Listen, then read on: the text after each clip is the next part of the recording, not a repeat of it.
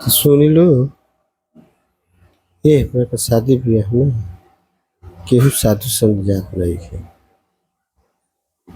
साधु संत जाई तो ओकरा खाए के न मिली।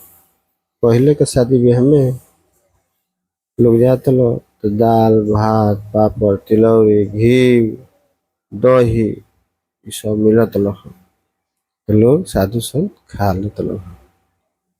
अब पापड़ तिलौरी हम केहू खाई ना। घी चलावे ला के देख ली लो बोले भाई अलगे रह न तो उल्टी आ जाए। दही चलावे वाला के भाई हमरा एसोफिलिया बा दिह मत। उहे मुर्गा के बाल्टी देख ले बोलो तो अलगे से प्रणाम कर लो भाई